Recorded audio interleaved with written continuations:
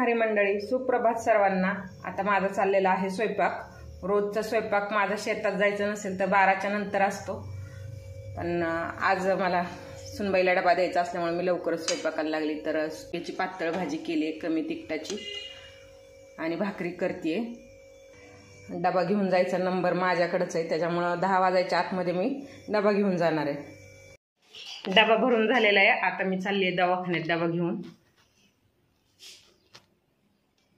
दवाखान्यात डबा देऊन आलेली आहे मी आता, आणि आलेली आहे माझ्या मैत्रिणीकडे। तर मैत्रिणीला मी जरबेऱ्याचं एक रोप दिलेलं होतं, तर बघा त्याला हे सुंदर फुल आले। त्यांनी मला आवर्जून सांगितलं की तुम्ही दिलेल्या जरबेऱ्याला छान फुल आले, तर दाखवते तुम्हाला। अजून एक आहे, तर हे बघा किती छान। आणि असं आपण दिलेल्या झाडांना दुसऱ्याच्यात फुल आल्यावर खूप छान वाटतं, अगदी भरून पावल्यासारखं वाटतं। जे झाड माझ्याकडे येत नाही ते माझ्या मैत्रिणीकडे येतं बघा। तर ही लिली आहे, यांच्याकडे ही दरवर्षी अगदी भरपूर प्रमाणात येते। काय जादू करतात माहीत नाही, पण माझ्याकडे इतकी फुलं आहेत, पण ह्या झाडाचं माझ्याकडे शॉर्टेज आहे। बहुतेक ह्या झाडाला जास्त काळजी आवडत नाही आणि माझ्याकडे अति काळजी असते, त्याच्यामुळे माझ्याकडं हे झाड येत नाही। तर बघा किती छान वाटतात ही फुलं। दवाखान्यात डबा देऊन आलेली आहे मी। तर आता ही काल माझ्या मैत्रिणीने जी केळी दिलेली आहे, तर ती केळीचे मी वेपर्स करणार आहे। थोडा वेळ शिल्लक होता, म्हटलं करावे वेपर्स, केलं तरच खायला मिळतं। आणि आता मी ते कसे बनवते हे मी तुम्हाला दाखवते। तर केळीचे वेपर्स मला थोडेसे छान जमतात, तर तुम्ही नक्की बघा। तर केळीचे वेपर्स करताना सगळ्यात अवघड काम असतं ते म्हणजे केळीचं साल काढणं। तर आता साल काढायचं सोपं कसं करायचं ते मी तुम्हाला दाखवते। तर अशी केळी काढून घ्यायची,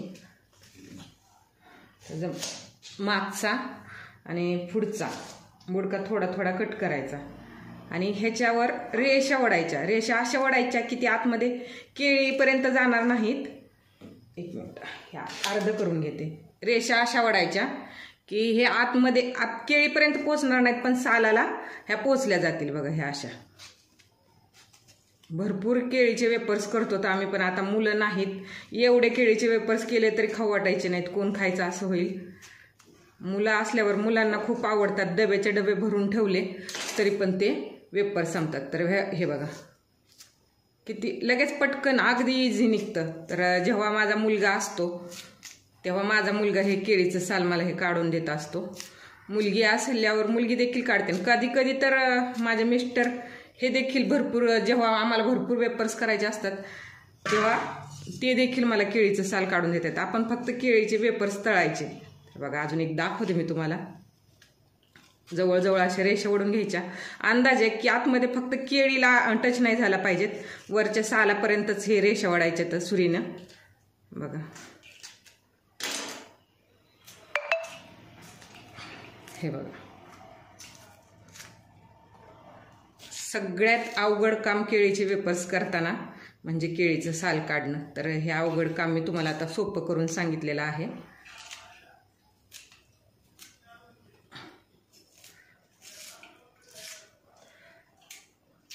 तर कधी कधी हे असं थोडंसं राहतं, ते आपण सुरीने लगेच असं काढून घ्यायचं। हे बघा आता मी हे सगळं काढून घेते। हे केळीच्या वेपर्सची किसणी, केळीच्या म्हणा बटाट्याच्या म्हणा, तर आपले वेपर्स जर जाड होत असतील ना तर हे होल आहे ना ते असं दाबून घ्यायचं, म्हणजे हे रेषा आहेत ना अशा जुळवून घ्यायच्या। आणि वेपर्स जर पातळ होत असतील तर काय करायचं, ह्याच्यातले अंतर आपल्याला वाढवायचं। ह्याच्यातलं अंतर वाढलं की मग वेपर्स बरोबर मिडियम साईजचे निघतील। तर हे बरोबर वरती असं दाबायचं आणि खाली दाबायचं, असे करून ह्याच्यातलं अंतर वाढवायचं। ह्याच्याने आपल्या वेपर्सची साईज बरोबर राहते। तर मला वेपर्सच्या किसनीने अगदी योग्य पद्धतीने वेपर्स पडतात। तर मी हे सगळे केळी सोलून घेते अगोदर। आता सगळ्या केळींचे साल मी काढून घेतलेले आहेत। आपण दिवाळीचं फराळ कसं सगळं काम आवरून करायला बसतो, तसं केळीचे वेपर्स म्हणजे सगळं काम आवरून नंतर मग मला केळीचे वेपर्स करायला बसावं लागायचे। एवढी तर केळीचे वेपर्स माझ्या मुलांना आवडतात। तर आता एवढ्या केळीच्या वेपर्ससाठी एवढी केळी कुठून येते, तर माझी बहीण आहे ना त्यांची केळीची बाग आहे, म्हणजे ते केळी बागायतदार आहेत। तर जेव्हा जेव्हा केळ तयार होईल तेव्हा तेव्हा ती केळीचा वानवडा आमच्याकडे येतो, आणि केळ जेव्हा जाते, व्यापारी जेव्हा घेऊन जातो केळ, तेव्हा जे डबल जोड केळी एकाला एक केळ असे जोडून आलेले असतात ना, तर तसली केळी व्यापारी लोक घेऊन जात नाहीत. तर मग ती केळी जेव्हा केळीला व्यापारी येईल तेव्हा ते मला फोन करतात आणि मग माझा मुलगा असेल तर मुलगा जातो आणि ती केळी वेपर्ससाठी म्हणून घेऊन येतो. तर आता हे मी बघा हे साल काढलेलं आहे, कुठं सुद्धा काही राहिलेलं नाही आहे आता. आणि ही केळीची साल आहे ना, हे आपल्याला टाकून द्यायची नाही.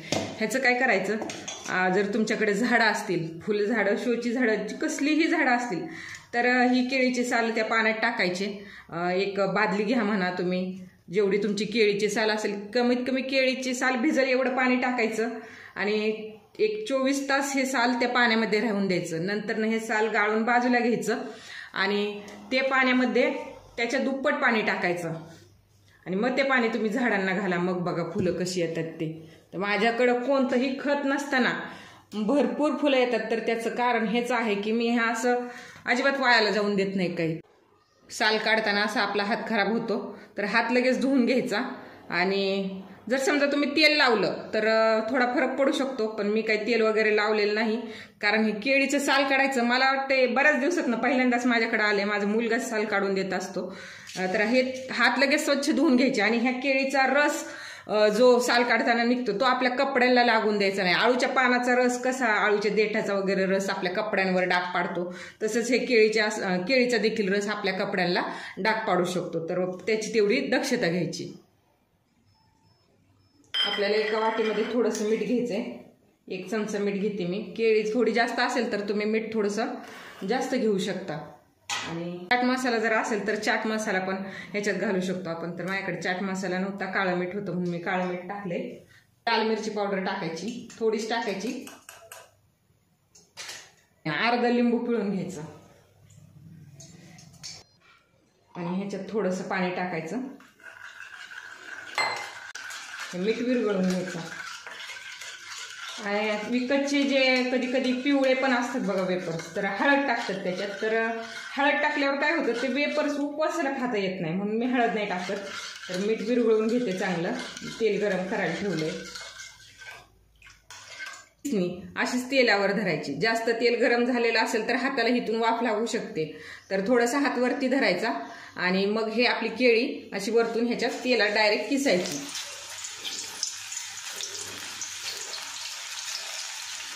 तर वरतून केळीचे चिप्स पडल्यामुळं एखाद्या वेळेस तेलाचा एखादा थेंब येऊ शकतो आपल्या हातावर. तर त्याची काळजी घ्यायची. तर तुम्ही तेल किती प्रमाणात टाकताय, गरम करायला ठेवलंय त्याच्यावर अवलंबून की तुम्ही किती किसायची. तर मी 4 तुकडे एकाच वेळेस किसते. आपण हे जे पाणी तयार केलंय ना, तर हे पाणी आपल्याला डायरेक्ट ह्या कढईत टाकायचंय. तर कोण कोण म्हणेल की हिला काय वेड लागलंय काय, डायरेक्ट तेलात पाणी टाकते. पण हे पाणी आटतं, जळतं आणि ह्या वेपर्सला लागतं. त्याच्याने आपल्या वेपर्सला आतून मीठ आणि तिखट लागतं, त्याच्यामुळे वेपर्सची चव छान लागते. तर काय तुम्हाला जर हे पाणी तेलात टाकायची भीती वाटत असेल तर तुम्ही वेपर्स तळून काढल्यानंतर वरतून तिखट मीठ लावलं तरी पण चालेल. तेवढ्या वेळापुरतं तेल चुरचुर तेलाचं झालं आणि परत काही नाही. कारण ते जे पाणी आहे ना, हे वेपर्सला लागतं मिठाचं आणि तिखटाचं. तर वेपर्स आपले खूप छान होतात. तर बघा आता हे पलटी करून टाकल्यावर गॅस थोडा कमी करायचा आणि चांगले कडक होऊन द्यायचे. बऱ्याच जणांचं असं म्हणणं असतं की आमचे वेपर्स लूज पडतात. तर वेपर्स लूज का पडतात, ते चकलीसारखं असतं. आपण त्याची तळण्याची मेहनत नाही घेतली तर ते लूजच पडणार ना. त्याची जेवढी तुम्ही जास्त तळण्याची मेहनत घ्याल तेवढे ते वेपर्स छान होतात.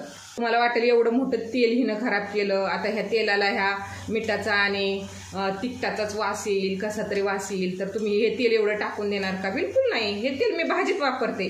एवढ्या वेळा वेपर्स केले, एकदाही थोडं देखील तेल टाकून दिलेलं नाहीये. भाजीत वापरते, चपातीला वापरते. एवढं तेल जर टाकून द्यायचं तर ते केळीचे वेपर्स कसे परवडतील. वेपर्स टाकताना डायरेक्ट तेलात टाकताना तुम्हाला जर तेल खूप गरम झालं आहे आणि वाफ लागते तेलाची असं वाटत असेल तर गॅस थोडा वेळ कमी करायचा आणि टाकून झाल्यानंतर ना परत गॅस फास्ट करायचा. केळीच्या वेपर्सला तेल जास्त लागत नाही. तेल काय जास्त लागत नाही पण गॅस खूप लागतो. गावाकडे गेल्यावर, आईकडे वगैरे गेल्यावर आम्ही चुलीवर केळीचे वेपर्स करत असतो. बघा हे पाणी मी टाकते परत. केळीचे वेपर्स करताना तुम्ही थोडीशी कढई मोठी घ्या, कारण कढई मोठी असेल तर आपण जे पाणी टाकतो ना वेपर्सवरती, तर ते पाण्याचे शिंतोडे कढईच्या बाहेर येत नाहीत. तर खरं तर माझी तळणाची जी दिपोळीतली आपली मोठी कढई असते ना, तीच कढई मी वापरत असते. पण वेपर्स थोडे होते, काढायचा कंटाळा म्हणून मी ती कढई काढली नाही. आणि आपले जेव्हा 2-3 घाणे होतात वेपर्सचे, तेव्हा आपण जे वरतून पाणी टाकतो ते थोडंसं कमी टाकायचे, कारण आहे ना त्या तेलामध्ये थोडासा खारटपणा आलेला असतो. तर थोडंसं नकळत आपण ते पाणी नंतर ना कमी टाकायचे.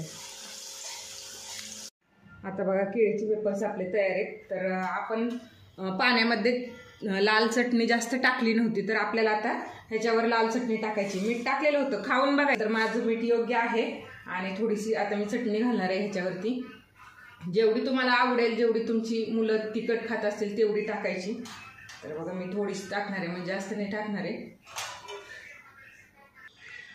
आणि सगळं मिक्स करून घ्यायचं. वेपर्स तळताना केळ हे चिकट आणि गुळगुळीत असल्यामुळे एखाद्या वेळेस आपल्याकडून केळ वरचं किसमिस वरून डायरेक्ट अख्खंच तेलात पडू शकतं आणि तेलात पडून ते आपल्या हातावर तेलाचे थेंब वगैरे येऊ शकतात. तर तेवढी आपण दक्षता घेऊनच केळीचे वेपर्स तळायचे आहेत. बघा तळून वेपर्स गार झाल्यावर आपल्याला असं मोडून बघायचं. बघा ह्याचा आवाज येतोय. नाहीतर तुम्ही जो ते वेपर्स गरम आहे तोपर्यंतच असं मोडचाल आणि म्हणचाल की लूज पडले, नाही छान झाले. तर बघा हे असे थंड झाल्यावर वेपर्स असे कुरकुरीत होतात. तळण्याची थोडीशी मेहनत घेतली की होऊन जातं सगळं व्यवस्थित. तर तुम्हाला माझा हा केळीच्या वेपर्सचा व्हिडिओ कसा आवडला असेल तर तुम्ही नक्की घरी ही रेसिपी एकदा ट्राय करा आणि माझ्या चॅनलला सबस्क्राईब करा. व्हिडिओ शेवटपर्यंत पाहिल्याबद्दल खूप खूप धन्यवाद. भेटूयात पुढच्या व्हिडिओमध्ये.